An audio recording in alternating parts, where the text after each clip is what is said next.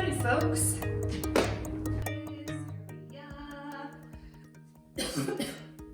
That would be embarrassing. Is my sound normal?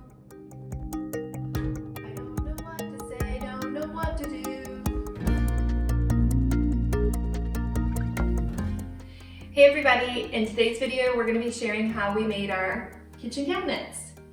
So in dreaming up my kitchen for my cabinets, I wanted inset cabinets, which just means that the doors and the drawers are flush with the frames around it.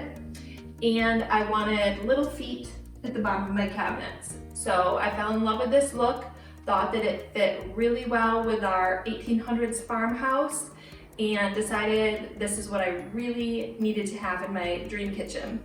The problem is they're pretty expensive and they're kind of hard to find. So we decided we would DIY it. So what we ended up doing is ordering cabinets online, and I'll put a link below to the cabinets that we ordered. And these are actually the cabinets that are in Caitlin's kitchen. So we knew that they were gonna be quality, that she's had them for a few years and they've held up really well and they are affordable. So we went ahead, ordered those, and got this custom look from that. So that's what we're gonna be sharing today. And this is a kind of involved tutorial. There's a lot of tools, a lot of steps. So not sure if it's for everybody, but we've had those of you asking how we created this look. So this video is for you. First is a quick look at what comes in the box for a single base cabinet. The cabinets are a mix of plywood, wood, and MDF.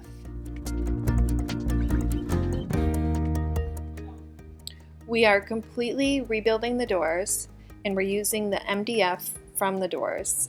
I wanted the frames to be slightly narrower than they were, so we cut it down from 3 inches to 2 inches on the table saw. You're going to want to do the sides first and then the top and bottom. Measure the inside of the face frame to determine the size of the new doors. The pieces you just cut off are the stiles and rails for the new doors. Mark the length on those. We wanted our doors to have an 1/8 inch gap around them, so our measurements are a 1/4 inch less than the opening on the width and height. The rails, which are the top and bottom, are the width of the door minus 4 inches for the width of the 2 stiles, which are the sides, plus 3/4 of an inch for the tenon that goes into the groove on the stiles. Using a router and router bit from a shaker door router bit set, route the groove in the sides of the stiles and rails.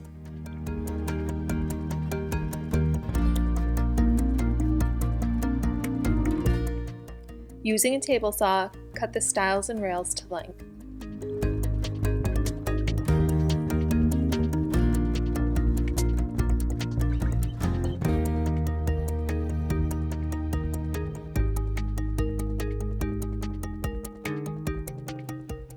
When you're cutting the stile with the hinge holes in it, cut it to length from each end so that the holes are the same distance from the ends. Use the other router bit from the shaker router bit set to route the ends of the rails.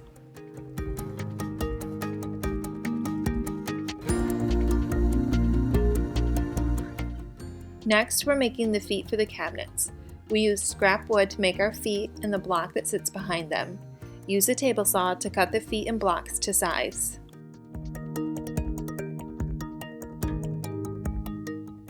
Drill pocket holes into the backs of the feet using a pocket hole jig.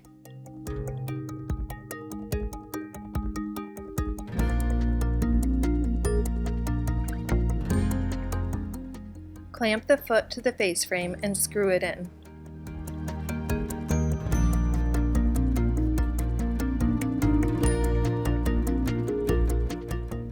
Use a nail gun to put a small nail in to keep the foot from twisting.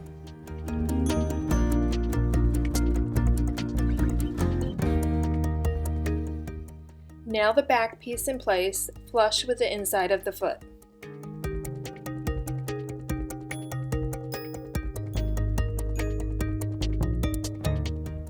Measure the stiles and rails to determine the measurement of the door panel. Measure the rail tenon to tenon and subtract 1/8 of an inch. That will be the width of your panel. Set the rails side by side with the grooves facing out.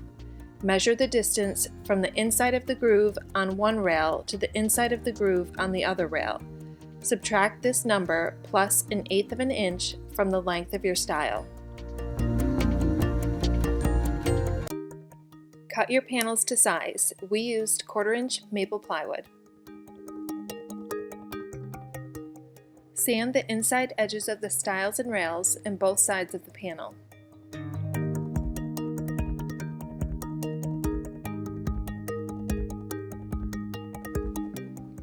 Put the rails on the ends of the panel.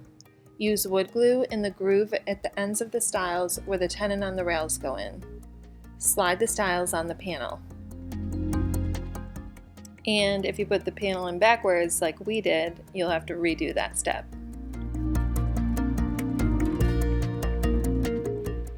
Use clamps to clamp the door together. Make sure the door is square and flat.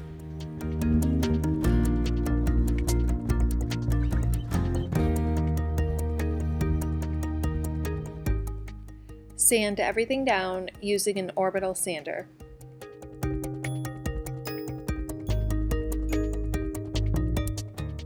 Then you're ready to paint your cabinets. You can do this with a brush and roller or with a paint sprayer. We use Sherwin-Williams Chem Aqua Plus Surfacer as a primer, and then Chem Aqua Plus Low Luster Paint. Our paint color is Sherwin-Williams Accessible Beige for both the primer and the paint. And you're going to want to sand everything down between the coats. After you prime and sand, you may find spots that need filler. Fill any spots, let it dry, sand, and paint primer over it.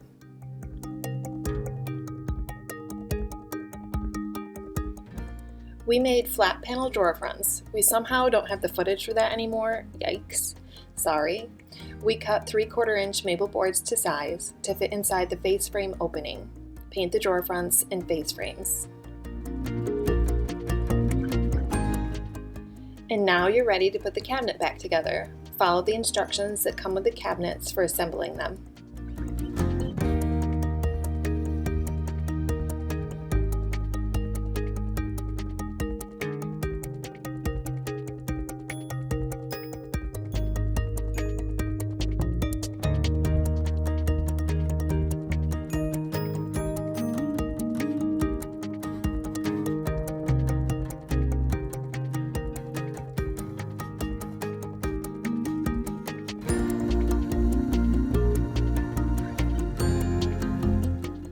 The drawers will need a filler to attach the drawer slide to so that it can attach behind the face frame because they are inset drawers.